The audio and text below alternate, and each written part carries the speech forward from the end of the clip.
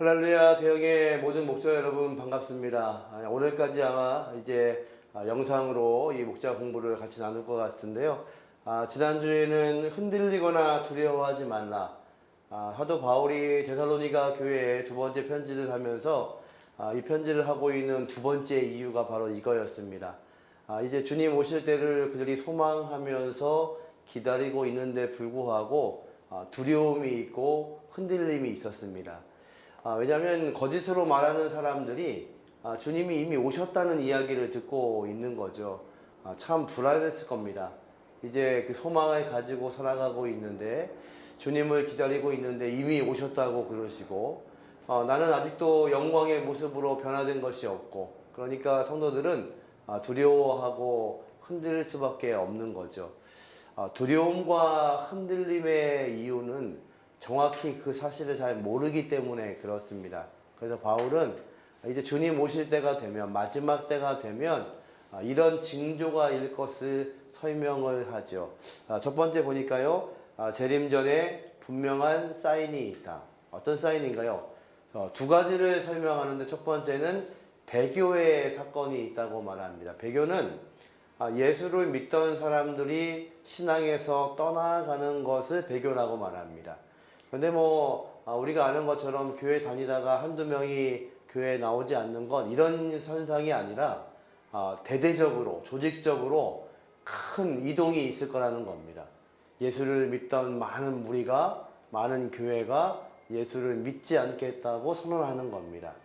이렇게 되는 이유를 한 사람이 등장하는데 성경은 이런 사람을 적그리스도라고도 이야기하죠. 이 사람의 이름을 성경이 멸망의 아들, 불법의 사람이라고 설명합니다.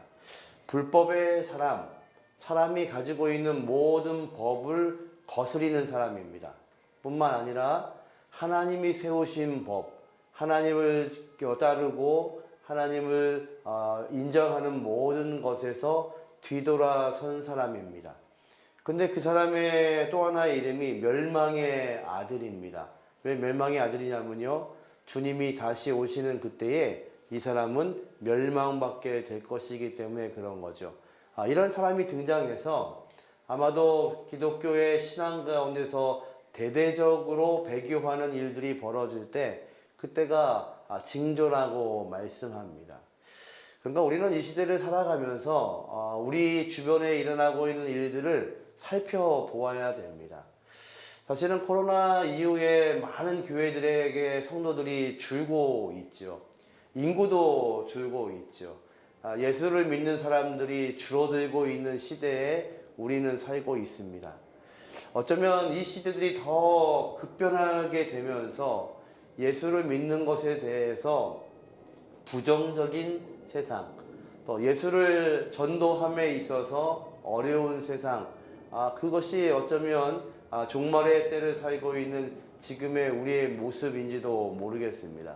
이렇게 종말의 때가 되면, 마지막 때가 되면 이런 징조가 있기 때문에 그것을 보면 된다고 설명합니다. 그러니까 이런 징조가 있기 전에 사실은 이런 문제로 두려워하거나 염려하거나 흔들리지 말라는 바울의 권면이기도 합니다. 두 번째는 그날은 하나님에 의해 통제되고 있다고 설명합니다. 그날은 어떤 날인가요?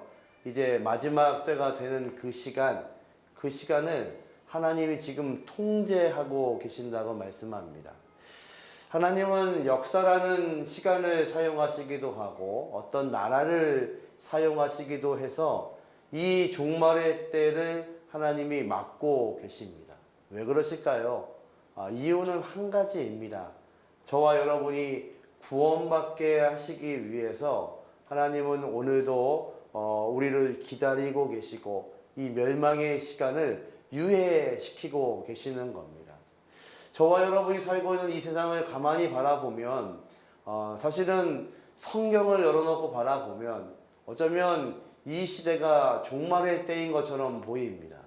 어느 때보다 악한 세상에 우리가 살고 있고 도덕적으로 무너진 세상에 살고 있고 하나님께서 제정하신 모든 것들에 대해서 부정하는 세상에 우리는 살고 있죠. 하나님께서만 우리에게 허락하실 수 있는 유일한 것들이 있습니다.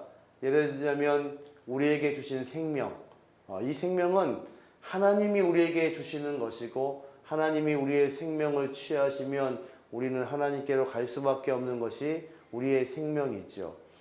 그런데 이 시대는 이 하나님 주신 생명도 내 마음대로 할 수 있다고 생각하는 시대에 우리는 살고 있습니다.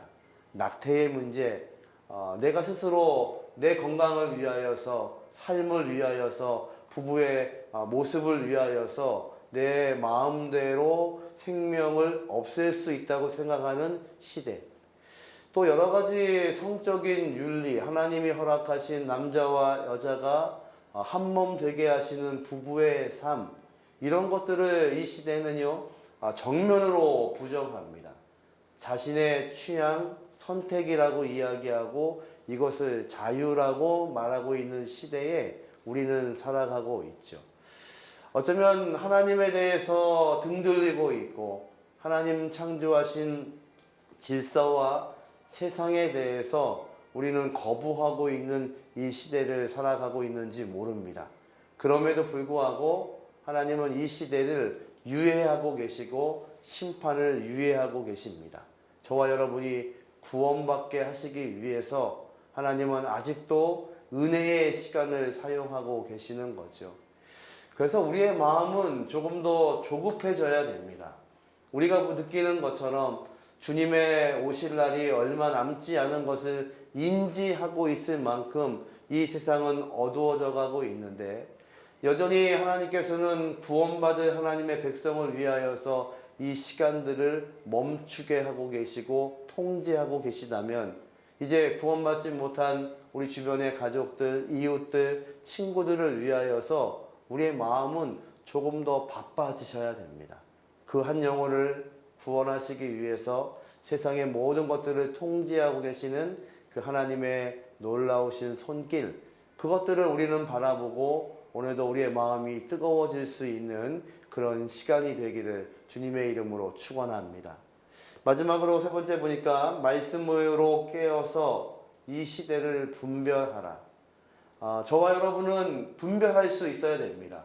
어느 것이 하나님의 말씀인지 어느 것이 하나님의 말씀이 아닌지. 이 시대에는 많은 사람들이 자기가 예수라고 이야기하고 자기의 말이 맞다고 이야기합니다. 이단이 아니더라도 하나님의 말씀을 증거하면서도 자신의 생각이 하나님의 말씀이라고 전하는 많은 사람들이 있는 것을 기억하셔야 됩니다. 그래서 우리는요, 이 시대를 살면서 영적으로 하나님의 말씀을 펴놓고 분별하셔야 됩니다. 하나님께서 우리에게 허락하신 예언은 주신 말씀밖에는 없습니다. 그 말씀이 이루어지는 방향을 우리는 보아야 되고 그 말씀 안에서 하나님의 생각을 찾으셔야 됩니다. 누군가가 이야기를 잘한다고, 누군가가 신뢰할 만큼 그 이야기들을 잘한다고 무조건 믿어서는 안 되는 거죠. 이 어려운 시대에 또 주님 오실 때가 가까운 이때에 말씀으로 분별할 수 있는 귀한 복이 있기를 주님의 이름으로 축원합니다. 첫 번째 질문입니다. 우리를 믿음으로 서 있지 못하게 흔드는 것은 무엇입니까? 이 시대는요, 우리가 하나님의 말씀에서 어긋나도록 우리를 흔드는 세상입니다. 데살로니가 교회는요, 내가 하나님의 영을 받았다고, 그래서 예언한다고 성도들을 흔들고, 또 내가 들은 말이 있다고 성도들을 흔들고, 때로는 바울의 편지까지도 위조해서 나에게만 쓰신 편지라고 하면서 성도들을 흔들었습니다. 저와 여러분이 살고 있는 이 시대도요, 우리의 신앙을 흔드는 것들이 참으로 많이 있습니다. 그것을 두려워하거나 염려해서는 안 되지만 그것이 무엇인지에 대해서는 확실히 우리가 찾아보아야 됩니다. 어쩌면 저와 여러분이 많이 보고 있는 유튜브의 영상이 그럴 수도 있습니다. 그래서 우리는 분별해야 되고 이것이 하나님의 말씀인지에 대해서 우리는 검토하고 점검해야 되는 거죠. 내 삶에 내 신앙을 흔드는 환경, 흔드는 요인, 흔드는 여러 가지의 것들이 있다면 그것들을 확인하시고 그것으로부터 하나님의 말씀 가운데로 나올 수 있는 저와 여러분 되기를 원합니다. 두 번째 질문입니다. 오늘 나를 붙잡으시는 하나님의 말씀은 무엇입니까? 성도의 삶은 결과적으로 하나님의 말씀이 우리를 이끌어가는 겁니다. 말씀은 우리에게 방향을 제시합니다. 그래서 우리가 어느 목적지를 가기 위해서 때로는 돌아갈 수도 있고요.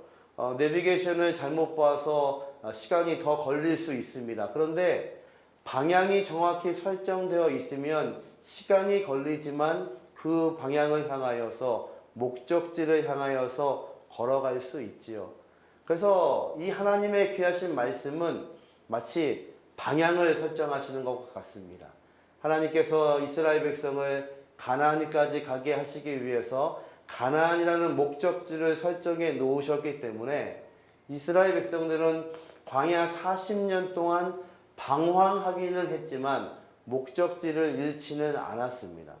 그런데 방향이 설정되어 있지 않으면, 목적지가 분명하지 않으면 우리는 이 땅의 삶과 같이 방랑하는 삶을 살아갑니다. 세상이 흘러가는 대로 흘러가는 거죠. 그래서 하나님의 귀하신 말씀이 저와 여러분의 목적지가 되고 방향이 될 수 있도록 말씀 안에서 우리가 서 있어야 됩니다. 오늘도 우리 목자님들을 통하여서 이 귀한 말씀이 우리 목장에 전달되게 되고, 목장에서는 귀한 가족들이 이 말씀을 가지고 하나님의 방향을 보게 하셔서 우리가 조금 더딜 수도 있고 느릴 수도 있지만 하나님이 원하시는 그 방향을 향하여서 오늘도 걸어가는 대형의 모든 가족들이 되기를 주님의 이름으로 축원합니다. 같이 기도하겠습니다. 아버지 하나님 감사합니다. 오늘도 하나님의 귀하신 말씀만이 우리를 이끌게 하시고 그 하나님의 귀하신 말씀이 우리의 목적이 되게 하시고 인도자가 되게 하시는 귀한 복을 더하여 주옵소서. 우리의 목장 가운데 하나님 기름 부어 주셔서 말씀하시고 인도하시고 하나님의 귀하신 영광과 기쁨이 함께하는 목장 될 수 있도록 도와 주옵소서. 오늘도 함께 하실 것을 믿사오며 예수님의 이름으로 간절히 기도하옵나이다. 아멘. 오늘도 승리하시고 하나님의 귀하신 능력으로 이 하루도 복되게 사시는 하루 되시기를 주님의 이름으로 축복합니다. 감사합니다.